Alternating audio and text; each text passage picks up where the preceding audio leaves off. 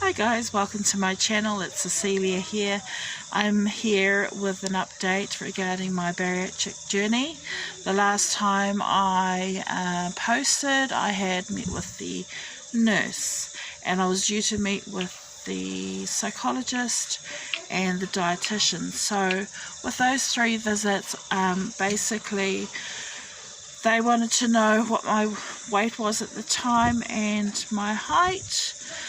We looked at my lab test results, specifically looking at my HbA1c for my diabetes and my cholesterol levels and my sugar levels. I also did a urine test to see what was going on with my kidney function.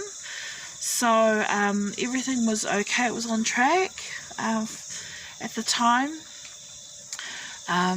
The psychologist was interested in how I was tracking with my diabetes and what sort of medications I am on, and also any changes that has happened since the last time I had met with the psychologist, or the first time really I met with the psychologist.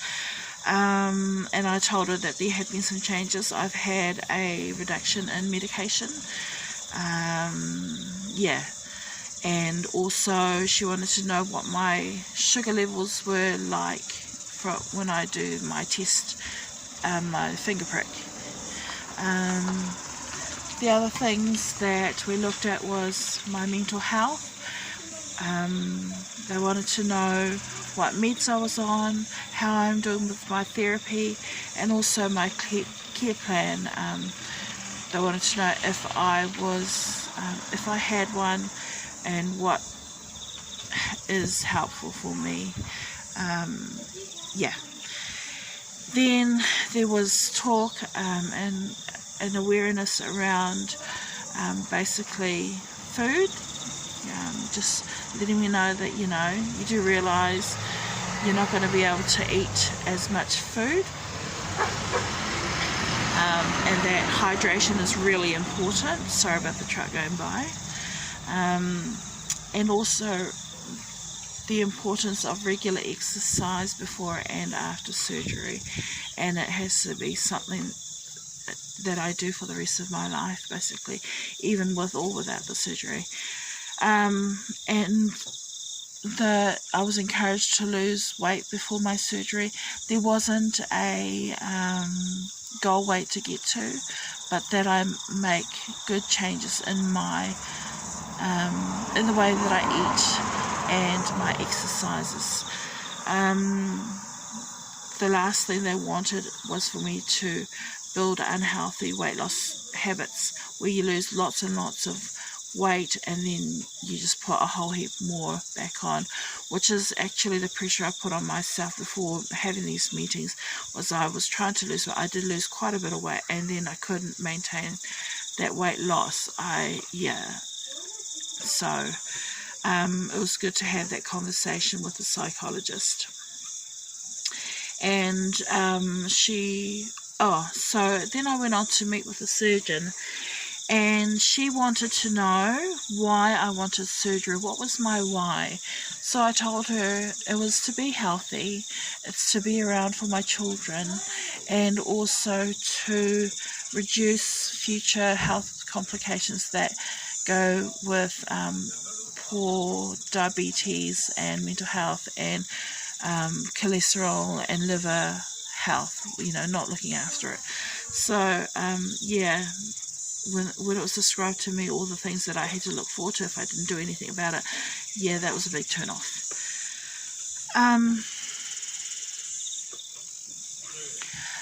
We talked about, with the surgeon, she and I talked about current lifestyle changes. She wanted to know what I ate, how I was eating, from breakfast to lunch to dinner, and even snacks in between. She encouraged me to keep on doing what I'm doing. The only thing that I told her about that was a bit of a challenge for me was skipping meals. If I skipped breakfast, which I often do, I ended up being extra hungry at dinner time, even though my meals were healthy. So that's something I need to work on. management of my diabetes. She wanted to know how that was tracking, and I had to be very honest with her and tell her that there were good times where my sugars were between 4.5 and 5.5, but I had to tell her that in the months since my last visit with the dietitian and the psychologist and nurse, it was a real struggle. So my sugars were going up to anywhere between 11.5 and 15. I just wasn't coping. I would turn to sugary foods, eat lots of carbs. So since then I have really worked hard to pull myself back. And also, what was the other thing? That I hadn't been exercising like I wanted to. There, we also talked about the management of my diabetes, specifically what medications I was on. And I told her as well that my medications had been reduced. She wanted to know about my mental health. Told her that I was meeting with my therapist once a week. My medication has been reduced. When I become stressed, sometimes they up my medication for a short period of time, and once that passes, I go back down again. The goal is to get off it. I've since attended one session of 3. It's the group session where you meet with the psychologist, the nurse, and the dietitian. So last month I met with the psychologist, and so she was just bringing awareness around just basically telling everybody, you do realize you will have a new stomach, so that you're going to find new ways of eating, and what you used to like before you may not like anymore, and what you didn't like before you may all of a sudden like. So there's going to be a huge change in the way your body responds to food. She encouraged people to take care of their mental health. Look at your coping strategies and checking to see how effective those strategies are for you. We talked about mindfulness around your relationship with food and your emotions, where she talked also about surgery. Surgery is a tool, and it's and that not all lose weight. Basically, it only works if you use the surgery. You get the surgery and you make those lifestyle changes. Only then will you see the results of weight loss. In the first year, there's a high likelihood that you would have the most rapid weight loss, and so make use of that fact, and that after that it kind of slows down for most people. You'll get plateaus where your weight will stay the same for a while, and then you lose some more weight. Sometimes there's a bit of regain, even though you're doing what you're supposed to be doing. You'll be very emotional. Well, a lot of people will find the journey very emotional, whether it's mourning the loss of eating your favourite foods, whether it's the amount of food or food groups, and it's very mental. It's a mental game. She also talked about preparing yourself for before and after it. For example, being fit and healthy before surgery to make that process a lot safer for yourself.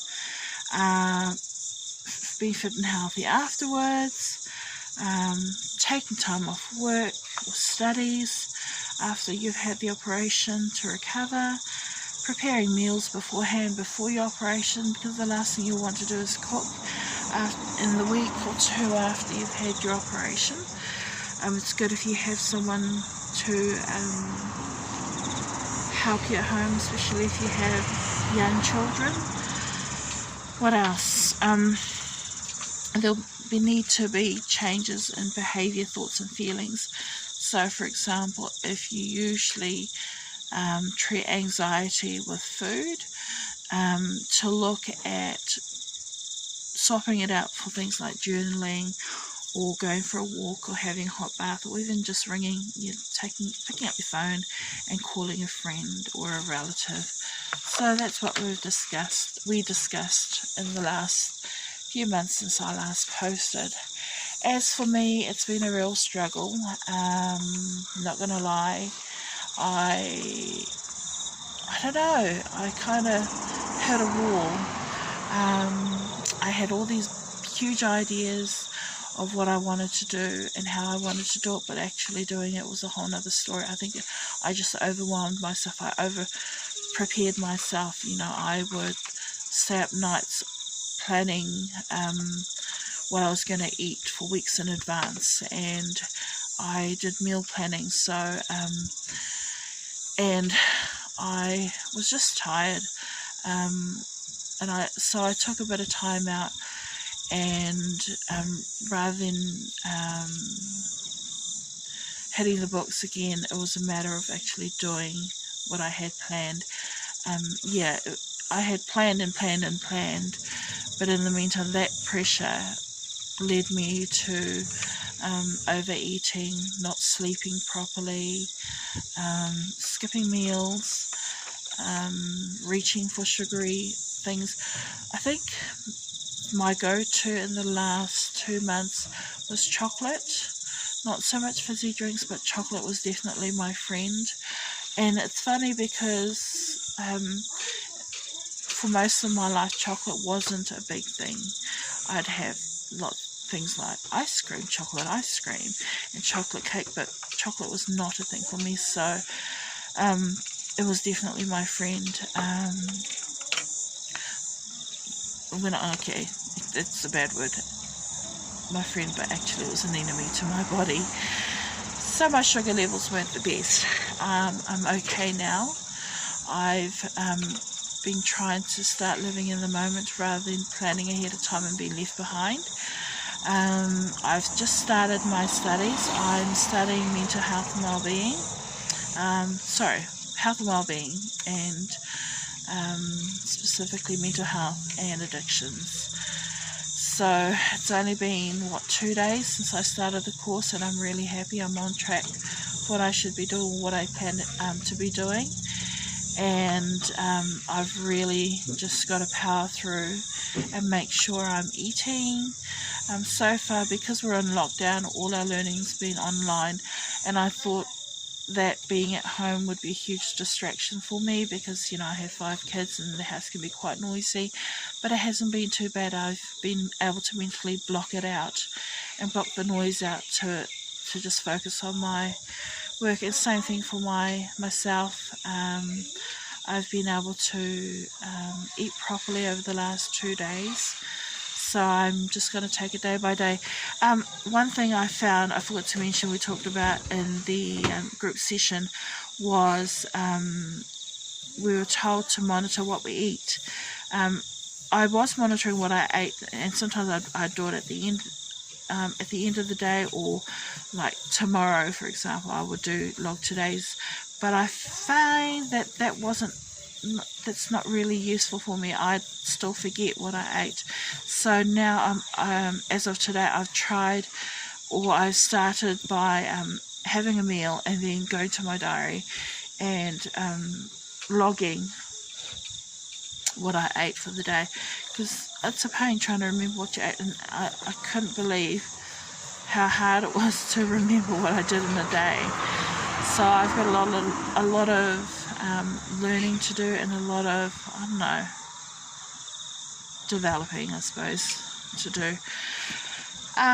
So next week on Tuesday, the 9th of March, I will meet with the nurse. We have our group session with the nurse.